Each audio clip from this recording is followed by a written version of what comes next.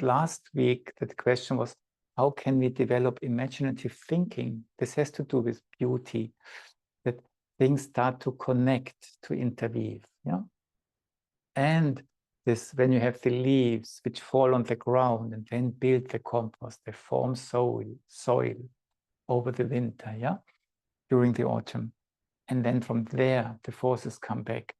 And we were busy. How do we build our grounds? And the question came, and now we did these exercises.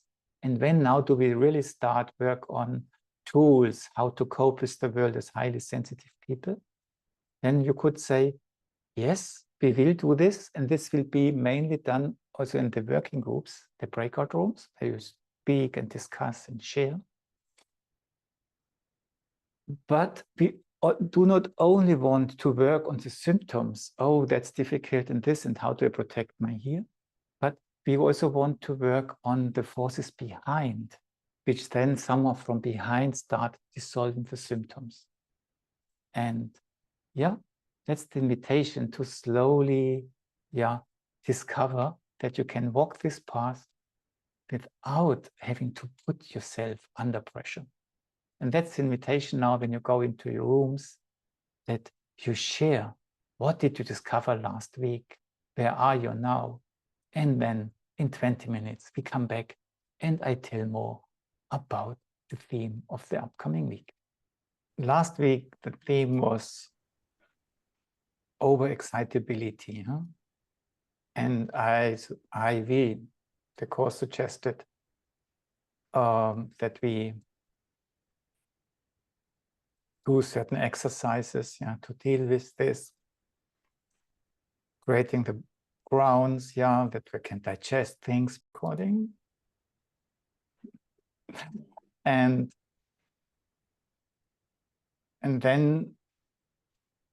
I just look back, you shared about this maybe, or probably in your rooms, and I want to share a little bit, because you easily think, we suggest these things that you become better. Yeah, you can deal better with overexcitability. And sure, that's true. But what happened to me this week? I came in a situation speaking to someone in a group of people, and I was unable to bear how I encountered it. And I started shouting. I started jumping up. I started running away. I'm not coming back here anymore, or for a few days, and do your things on your own. And I just run away. And I would say that it was a pretty good example for overexcitability. Huh? And then it's so nice, it happens in the week of overexcitability. And so we are allowed to just enjoy this. Oh, yeah, it happens when it's the theme. And then I was sitting in the coffee shop with my computer doing my work. Somewhere, I was really running away. And then it happened that I started feeling good. And it happened that I came into a certain flow of work and things, and noticed so many things I've prepared and just wanted to come on paper. Yeah. And I felt good. And then I realized that yes, this overexcitability happened. I could not control it, but it led to something good, for me at least. Yeah. And so I worked for 2-3 days just on something, or a few things. And why I say it, that you do not put you under pressure, I have to get rid of something. But what we do is to discover what's in it, yeah? And then it can transform maybe. Or maybe it doesn't even have to transform, but I suddenly notice it has a meaning. And maybe the task of thinking imaginative, that this was also the theme, allowed me to not just enjoy, I do my things now, but suddenly realize it has to do with what has happened. Yeah. So I brought things together, and suddenly something which would just say, oh, I was not good enough, the same thing suddenly starts carrying me. Yeah, my inner something managed to come into life. And that's invitation to not put you under any pressure, rather be open. And when we now go forward to the theme of perfectionism, which is so close to people having the faculty of being highly sensitive. When you speak to highly sensitive people, all of them, most of them, many of them say, oh, I'm so perfectionistic. I should, yeah. And then you wonder, but yeah, you hear it from many sides. And then you can, that's why I brought this example, also start thinking about, is this something I shouldn't be? Or when you look deeper into it, you suddenly notice, there's something in it, something very worthy. And what is it? And 3-4 years ago, I ran a workshop in the middle of Germany on high sensitivity, and there were maybe 24 people sitting in a circle, and it was nicely lined up.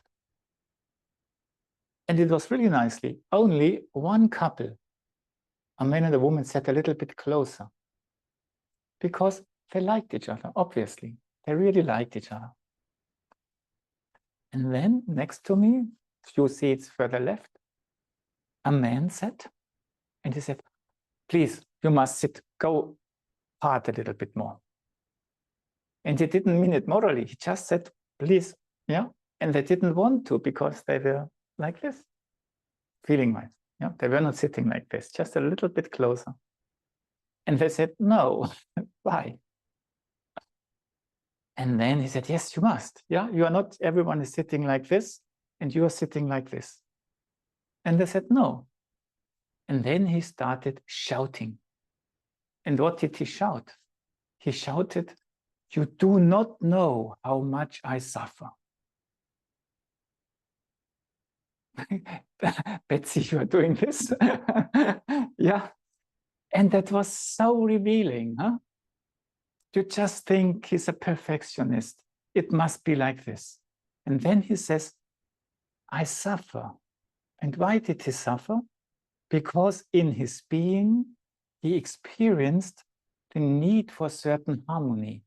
He experienced maybe even the meaningfulness of when a circle is perfectly round, that maybe it can represent a certain energy, not by reflecting it, just by feeling it. I felt the harmony in this couple who were sitting like this. So I did not suffer. I enjoyed. But he felt on a different level, a harmony was broken, and that broke his feeling of comfort. He did not feel well anymore. He felt pain. And this we should take as an inner picture. Maybe if you as a highly sensitive person develop perfectionism, it's because of feeling for harmony. Maybe it's for responsibility, yeah, that others can feel well in a certain setting, yeah, when we prepare our courses, for example. And there maybe are other people who say, it must be like this, because when we do well, we get a better provision, we have more income. Yeah, but maybe highly sensitive people develop it out of this perspective. Yeah, something which seems a little bit too hard, in reality is a jewel, it's a gemstone. That's invitation number one. When this week perfectionism is the theme, discover its gems. Yeah, and then we will. Sure, it shouldn't be that we start shouting at people, yeah? But maybe when we discover the gems, it will give us more possibility to deal with it differently, or not, but at least we know why we act like this. And the practical exercise we suggest with this might surprise you, because it doesn't seem to have a lot to do with each other. And I let to you to discover what could it add to it. And this is the task for the week. Just observe your phases of rest and your phases of activity. When are you active? How does this feel like? When you rest, how does this feel like? But that's just, again, the surface of the exercise. Because I invite you to rather observe what makes me change between those two. Yeah, when I'm active, what lets me decide to take a rest now? When I have a rest, what makes me decide to go into action? And from my observation, it's an interesting observation, and it also changes the way you are in action and you rest a little bit. For example, when you have a rest and you read a book, and then you suddenly say, oh, I have to do cooking, yeah? Or, yeah, oh, the cooking is, then maybe it's because you are hungry, because you just have the feeling it's time, it would be good for my rhythm. Or maybe someone is coming and supper must be ready, I must cook now, yeah? So many different ways. And then just how does it come, yeah? From how does it originate? How does it develop? And when the level is reached that you really take action and lift your leg from the couch and put it on the floor and so on. And maybe you also know that the other way around, sometimes it's even more difficult. When you are in action, you work on something, you write something, you are in a project, then you know it would be good to have a rest, but you don't take a rest. You don't make it to take a little rest, not even drink water.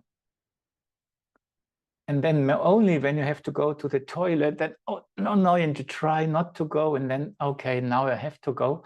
And then you sit there and then you notice, now I let go. In this moment, the idea I was looking so hard for, yeah, all the time suddenly comes by itself, and I know how to solve this thing much easier, something I didn't have thought about.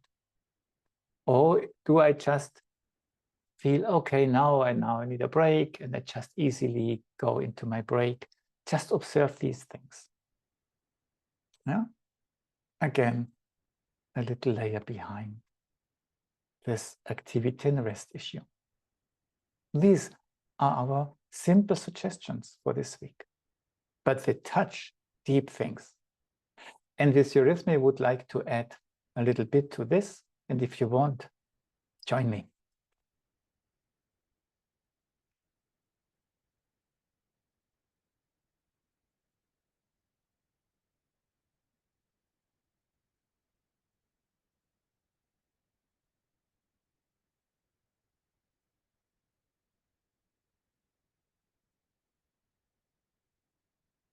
And what you have noticed is perfectionism has this tendency of maybe becoming too hard. It must be like this, but the principle behind it is very justified.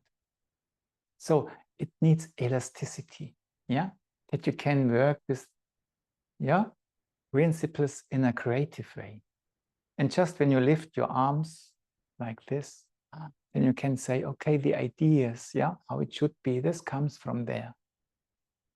And when you connect with the sphere below like this, yeah, there all this, yeah, elastic forces come from. Yeah, you can really feel it. Yeah, yeah.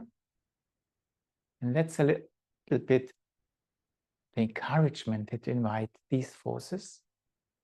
And the sound which goes with it is the O. Yeah? And before we start, just put your hands in front and have the feeling, I take time, yeah, to arrive at myself and slowly move towards your heart. Don't put the hands on the chest, just feel into this and allow this feeling of being felt to create a reaction, support this reaction in your chest until you have the feeling it's flowing over, and then let it flow through your body, along your body, downwards. And notice you are connecting with the realm below. And this realm can even make me tall, but it doesn't make me stiff. It lets me grow. And make a step and breathe. And the O has a lot to do with the thighs for different reasons. But for the moment, just stroke them a little to feel them well. And then stand upright. And slowly, when you now stand, slowly bend your knees. Yeah. And feel now I need my muscles. And slowly come up again until they are stretched, straight, but not stiff. And now let's go down slowly.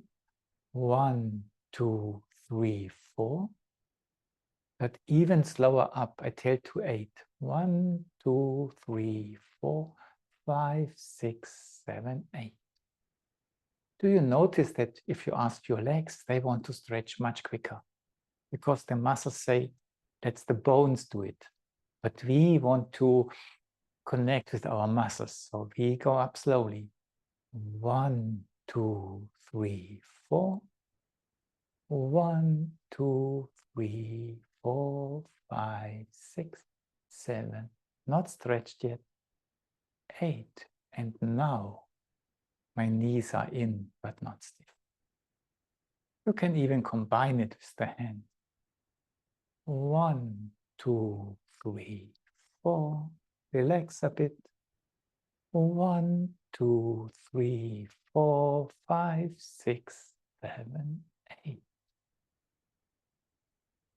And let go.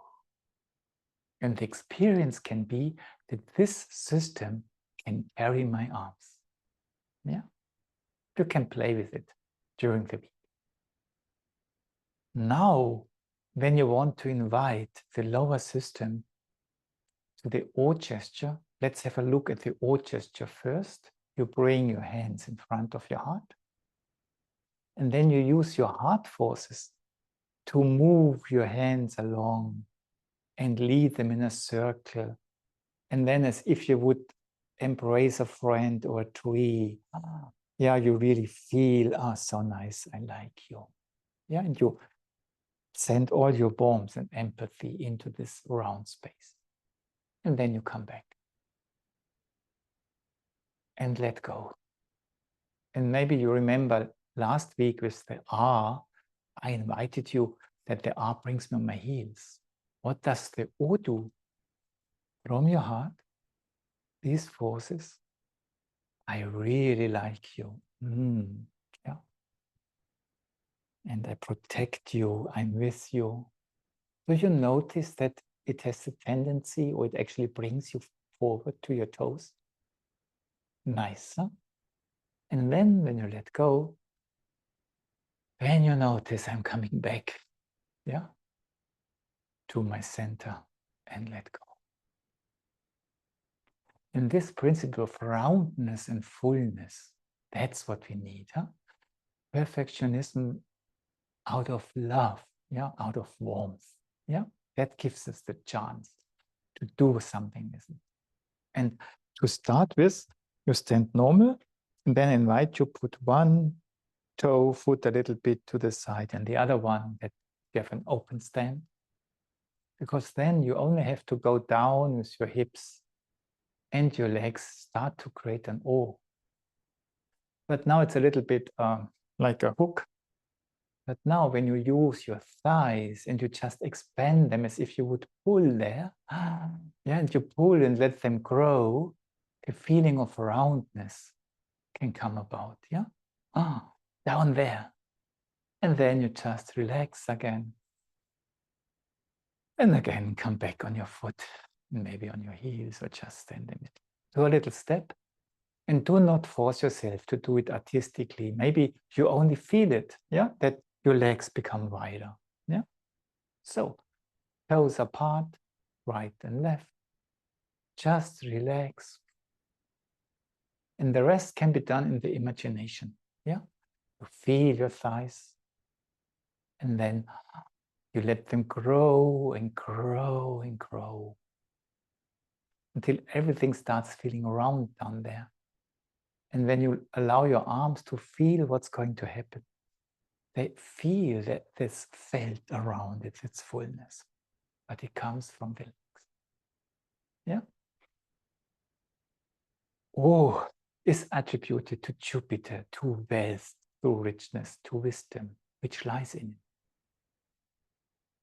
And now, one exercise you can just, it's for just to play with. You can do the O in front, what we just did, from the heart. You create it. So nice. It brings you forward. You feel it, you feel it. You let it grow again. O is growth.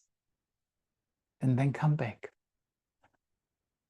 But now, what we want to do is we want to save energy here. It will come back later again. So you just stand here and from your heart, with the forces of your heart, you imagine this circle of the arms. Yeah. You imagine this circle and you let it become strong.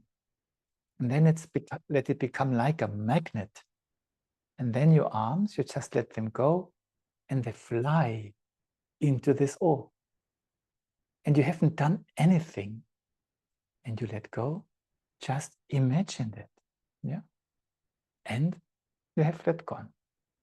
Okay, you stand, you imagine, and it's done for you. And the form is completely there, the strength is in it, and then you just let it grow to bring it to fulfill. So you notice everything what we suggest this week is discovering these forces in a playful way. They bring the warmth into the love. They bring the yes into your embracing someone. And when you want to continue doing even more things with the lower system, how I call it, or it is called, you can imagine you stand here and you imagine a small circle in front of you. Yeah, just a few steps big. And then you walk it, and in Eurythmy we often just stay frontal. Yeah. So we start sideways, and, yeah, and then we go forward, then we go to the center of the circle, then we continue, and then we go back until the circle is completed. And the screen actually helps to stay frontal. Yeah. And now the imitations, now we have walked it. But this system is a living system. You can a little bit play with it like you can play with a dog. Yeah. Or you can take a sausage and, yeah, play with the dog and make it follow you where you are. Or you just go for a walk with it. Take it a lead, yeah, and then you just invite your legs to go to the side. And you do it with your arms, and you invite the legs to go forward, and you invite the legs to come back to the center. And then you pause, you take the other hand, and you pull, and then the leg follows. You pull, yeah, to push your legs back, and then you push again to bring you back to the place, yeah. And when you do it without arms, and it worked before, you feel a difference. But let's do it one more time with the arms. So you go, you invite, and the legs just follow. You push, the legs follow. You push, the legs follow. You rest. Yeah? From one side to the other, from active forward to passive to rest backwards. The theme is again there from. Yeah? So you pull, you push, and you push. And There's even another exercise which we do not do now, which is in the videos, which we call the swan, that you can, when you see a swan on the lake, then you have the wings behind. And when a swan is angry, and approaching you, it doesn't like you being there, they become big like this. And you have the same O gesture. And now you can stand there and you just in a step. And then you can emphasize the O in the back, that the power in your wings makes you step forward. You just go back. Be careful that you don't touch something when you walk backwards. Again, there are the wings. And I'm just emphasizing the power in my O in my back. And this is moving my legs. Just something to play with, to discover, this manifold ways of interconnection in this creative system of us. That's the O. How do I want to bring myself into the world? And the G, the consonants, and here we choose the G because it's again connected with Jupiter and Sagittarius. So there are interconnections between O and G. It's more, how do I deal with the world? In the G gesture, you have your hands, maybe take them flat for the beginning, and then bring them to left and right until you really feel narrow on the flat sides of the hand, point outwards, and you feel under pressure. Something is pressuring me. Pressurizing me. And then just unfold, use the power of your upper arms and of your hands to push something away. And maybe do not open too much, because then again you are vulnerable. So if you do it again, okay, I feel pressurized, but then I connect with my upper arms, with my hands, and I just create a space which feels good. I can breathe again and keep you on distance, but I'm still in contact. We can talk. Now I can breathe. And again, you maybe not be surprised. I say, if you do it from here, it still needs a lot of energy in this realm, which you actually would like to be able to be completely free. So again, the practice would be, use your lower leg, use your upper legs, thighs. So when you do this and you stand there the way you want, and then you just stretch your thighs, and this energy brings this gesture about. And when you manage to do this, you might notice how much freer this realm feels. But the same power is in it. But now it comes from here. Let's try it the last time. So you cross over, you relax. It just needs 10 millimeters or 5 millimeters or 2. It's just, and then engage your upper leg, your thighs, to move your arms, to create this protective distancing and breathing space, creating gesture, movement, expression, way of being, dialogue. Relax and breathe, and let your inner just relax. That's how you use this gesture normally. In men, you have to deal with practical things, which are oppressive. But as a highly sensitive person, we have noticed quite a lot of perfectionism, kind of pressure comes from within. And for this, we actually do this gesture differently. And to be precise, it's actually a sort of archetypal way, just mostly forget about it. I bring a short story. No, I don't bring the story. Maybe later. So what we do now is we do not push somebody away, but we have the arms similar crossed, legs thighs are ready, but the left arm is now below and the right arm is above. And then the left arm goes down and the right arm goes up. I clarify my own being, the mist which was around me, and I can gaze, yeah, without disturbance. My gaze becomes clear. Come back again, yeah.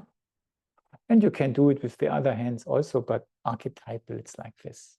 So just have the impression there are clouds around you, and then just, yeah, push these clouds away. Yeah, part of it goes down, part of it goes up. How does this feel? Quite nice, doesn't it? And let go. So it takes place within me, this clarification process, this space, breathing space formative,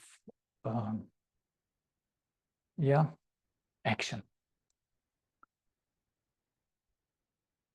And now I bring the story. 2 days ago, I was in the mountains, 2,000 meters high, and it was a beautiful day, sunshine, but not where I was, because the clouds were just hanging on or over the tops of the mountains.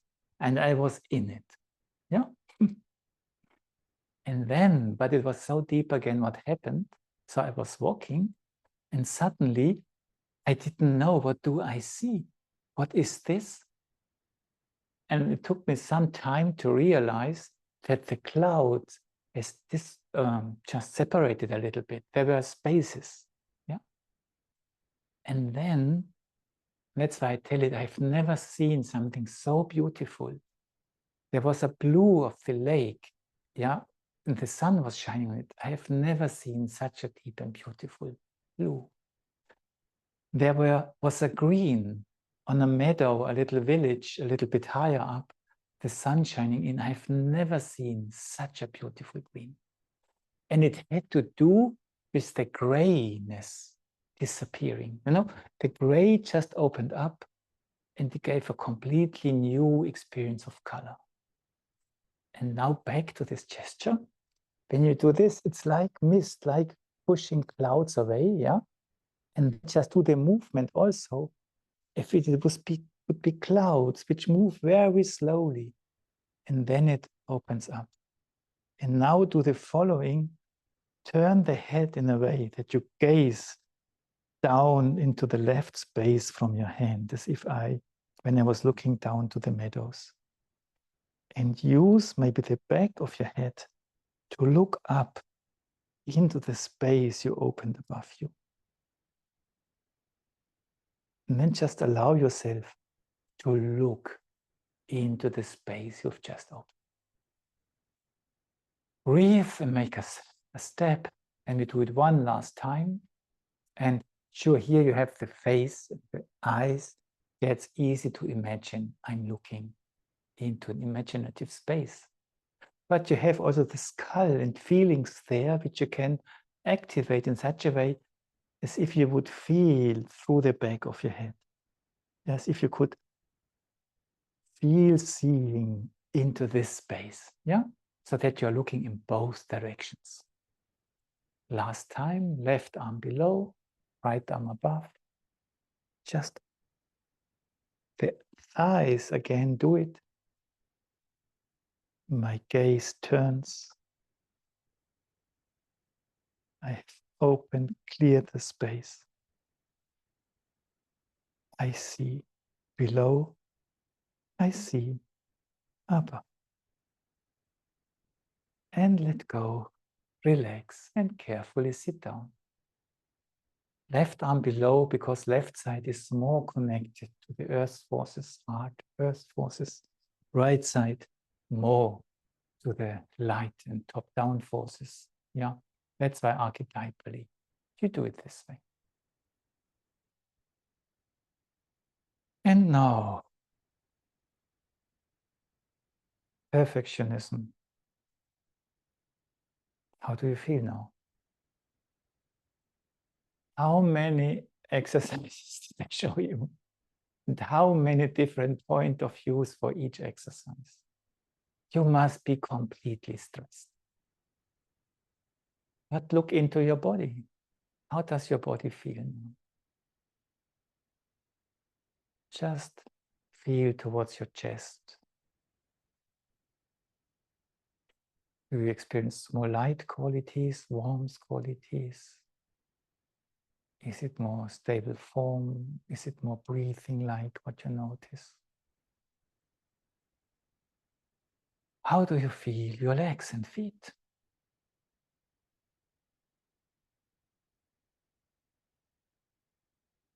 How easy is it at the moment to be upright?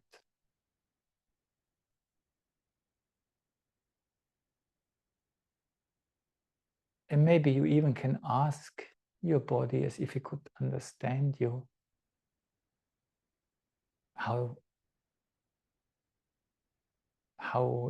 What's the mood you are in now? Did you like what we did? And then just listen what it answers. Again, feel your legs and feet, your arms, your torso.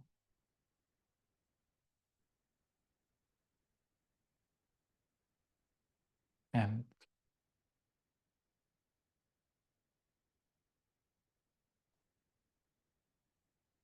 if you feel at home there, or let's say feeling at home is not so easy, if you feel invited, am I invited?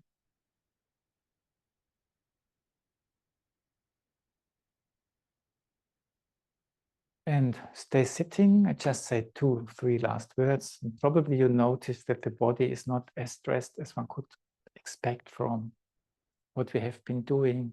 And so this is the invitation. There's a lot of capacity in us which can deal with so many things which the head would be stressed with. And when you practice these things, it's all about touching things, not trying to make it perfect.